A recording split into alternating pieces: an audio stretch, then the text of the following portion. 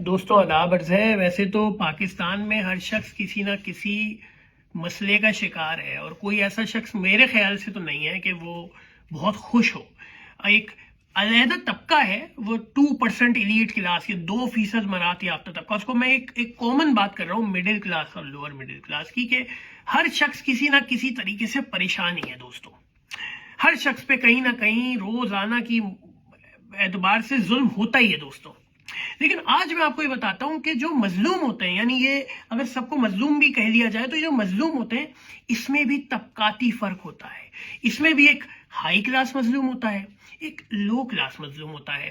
یعنی high class مظلوم وہ ہوتا ہے کہ جس کے ساتھ مسائل یا جس کے اوپر پابندیاں یا جس کے اوپر مسائل کی جو قدغنیں جو ہوتی ہیں وہ بھی چھٹاک برابر ہوتی ہیں, وہ دکھاوے کی ہوتی ہیں, سمبولک ہوتی ہیں.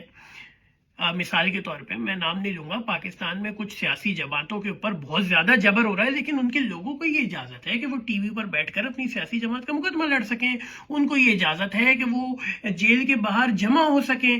ان کو خدا نہ خواستہ, اللہ نہ کرے ایسا کبھی ہو بھی, کہ ان کو اس طریقے سے جبری لاپتہ کر کے ان کی لاشوں کو سڑکوں پہ نہیں پھینکا جاتا, کیونکہ وہ مظلوم ضرور ہیں لیکن وہ ہائی کلاس مظلوم ہیں. شاید اس لیے کہ ان کا کسی خاص شہر یا خاص رنگ, خاص نسل سے تعلق ہو, میں اس میں نہیں جا رہا.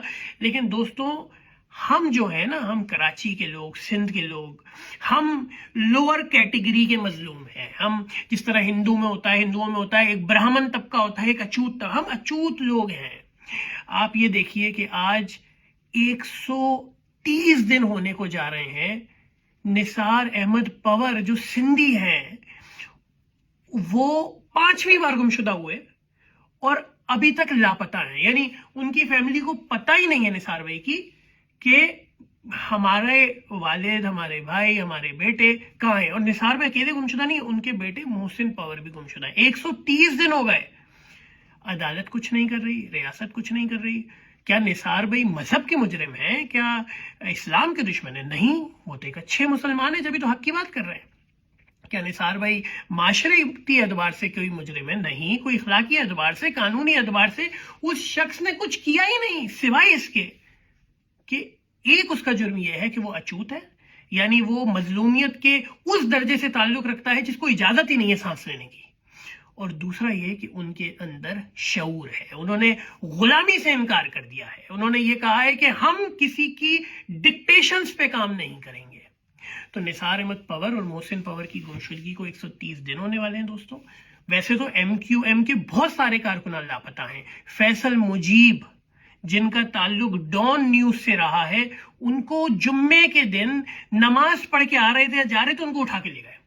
ان کو کئی دن ہونے والے ہیں. ایم کیو ایم کے دیگر, دیکھیں دوستوں, ہم اگر حق کی خاطر سامنے آ کے کھڑے نہیں ہو سکتے, آواز نہیں نکال سکتے اور پریکٹیکلی اور فزیکلی اپنا کردار ادا نہیں کر سکتے, تو کم سے کم یہ ضرور کر سکتے ہیں کہ ایسے لاپتہ افراد کی آواز اٹھا سکتے ہیں. ہمیں اس ویڈیو کو شیئر کرنا چاہیے, ہمیں ریلیز نثار پور اینڈ محسن پور لکھ کر آگے بڑھانا چاہیے. دوستوں اس شہر کا کوئی ایک مسئلہ تو ہے نہیں, پانی, بجلی. ہم نے سنا نہیں تھا کراچی والوں نے کبھی کہ گیس کی بھی لوڈ شیڈنگ ہوگی. 4 مرتبہ دن میں لوڈ شیڈنگ, 6 گھنٹے گیس نہیں آ رہی. یعنی گھروں کے اندر گفتگو یہ ہو رہی ہے کہ چائے بنا دو جا کر, کیونکہ گیس جانے والی ہے. ناشتہ صبح کا ابھی سے تیار کر کے رکھ لو کیونکہ صبح اٹھیں گے تو گیس نہیں ہوگی. بجلی تو دوسرا بڑا مسئلہ ہو گیا.